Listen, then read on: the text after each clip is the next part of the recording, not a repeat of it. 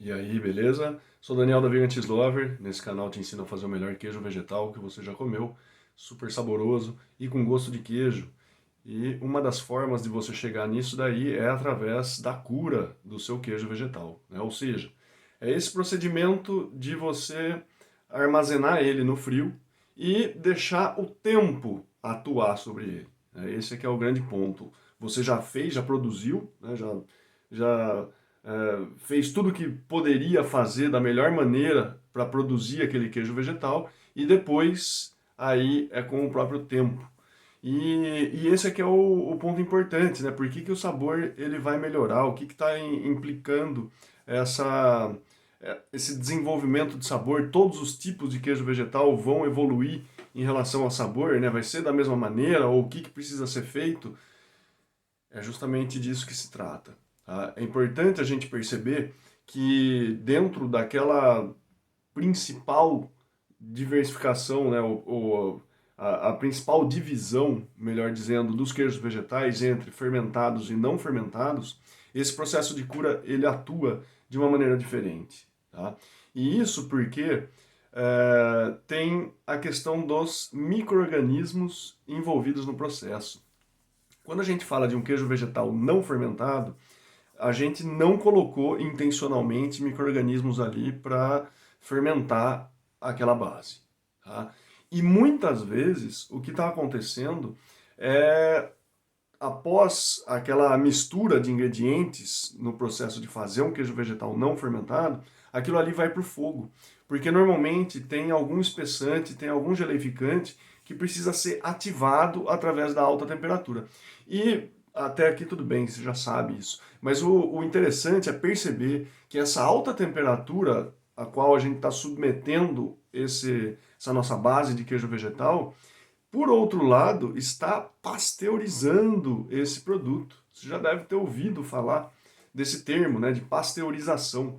A pasteurização é um processo térmico, né, que um alimento ele é submetido no intuito de diminuir consideravelmente a quantidade de micro-organismos ali.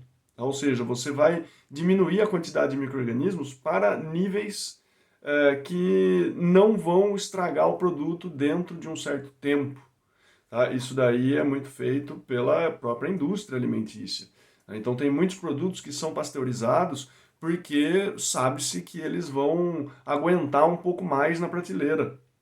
Esse procedimento de aquecer esse produto acima dos 60 graus por X minutos, e depois você acaba tendo não uma eliminação completa, mas a níveis seguros para que aquele produto ele não estrague dentro do tempo que foi estabelecido. Né? E no queijo vegetal não fermentado, isso acontece quando ele vai para o fogo. Então a gente tem um tipo de alimento agora que não possui mais fontes de micro-organismo ali para atuar nesse procedimento. Então, vai evoluir o sabor nesse tipo de queijo vegetal? Vai. Vai evoluir, só que da mesma maneira que a comida no dia seguinte fica mais gostosa. Né? Esse é que é o ponto. Você não tem grandes ganhos de evolução de sabor nesse tipo de queijo vegetal. Tá? É possível você fazer, ele vai para a geladeira, vai ficar ali, sei lá, depois de uns 3, 4 dias, você vai perceber que teve uma amplificada nos sabores. É isso que acontece normalmente quando a gente tem esse processo de cura, até entre aspas aí, mas esse processo de cura para um queijo vegetal não fermentado. Agora, para um queijo vegetal fermentado, aí a coisa muda de figura, porque a pasteurização não ocorre, né? Ou pelo menos na imensa maioria dos queijos vegetais fermentados, a gente não vai ter esse procedimento de fermentação, de pasteurização. A fermentação vai acontecer e o interessante é isso, que as bactérias elas continuam nesse alimento. Por mais que ele vá para o frio, vai para a geladeira, vai ficar ali, sei lá, né, entre 5 e 10 graus Celsius, mais ou menos, né, que é esse espectro de temperatura que é possível a gente conseguir numa geladeira.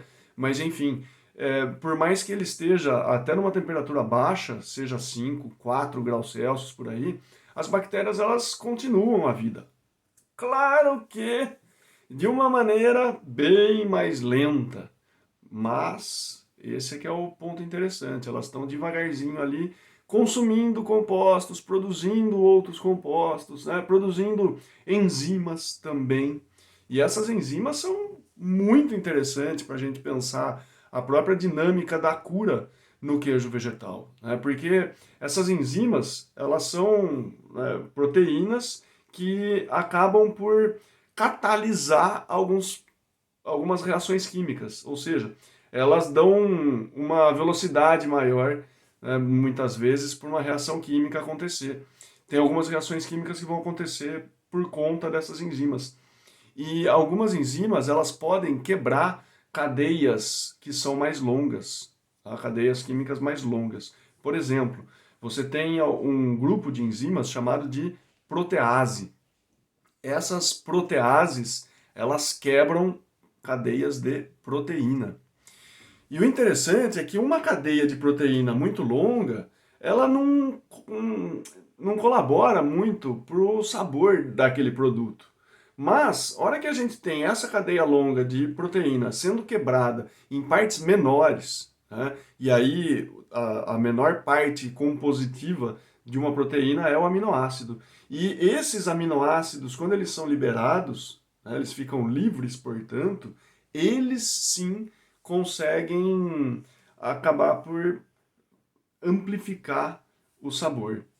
Imagina só um glutamato, que é um aminoácido também presente nas proteínas, ele estando livre ali, e de repente ele se encontra com um sódio que está livre ali. Eles se juntam. E esse glutamato com uma molécula de sódio, o que acontece? Ele se transforma em um glutamato monossódico. Olha só, você já ouviu falar disso e provavelmente não tem os melhores sentimentos em relação ao glutamato monossódico, né? Por tudo que a gente já viu, que a gente já leu, que a gente já ouviu. Mas o fato é que é possível, ao longo do processo de maturação, ter a produção de glutamato monossódico de forma natural. E isso daí vai ser responsável por uma explosão de sabores. Então esse aqui é o grande lance que a gente tem quando o queijo vegetal ele vai ser curado. Depois conta para mim nos comentários por quanto tempo você já deixou um queijo vegetal maturando.